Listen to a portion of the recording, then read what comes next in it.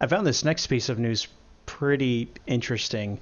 Um, IGN, which is a gaming and movie news TV as well, they cover the gamut as far as entertainment goes. They do have a big focus on video games. They actually, well, before I get into that, recently, GameTrailers, I want to say a couple months ago, they announced, or actually, no, they didn't even announce it because their parent company basically just cut them off. They basically just killed GameTrailers altogether. And that was a website and YouTube channel that started out just doing game trailers. What else? Um, but they also did gaming news, had some original content. They would collaborate with a lot of some other folks on YouTube, like Mega 64, and some of the bigger gaming channels. Um, and yeah, they just basically had the rug pulled out from underneath them. And by the way, you can find them on YouTube as Easy Allies. A lot of the guys that worked for Game Trailers are now doing their own trailer. They have a podcast. They're doing videos.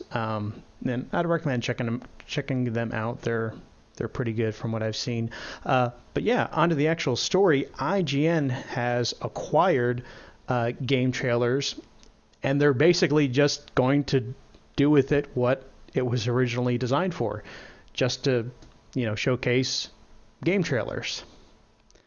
So my thoughts on that are kind of mixed because it's neat that it gets to live on. Oh, and also they are keeping the YouTube channel alive, and they're basically going to have they're going to have an archive of all their past content. So all of that stuff will survive online, um, but all the new content will just be relegated to game trailers. So it's it's nice.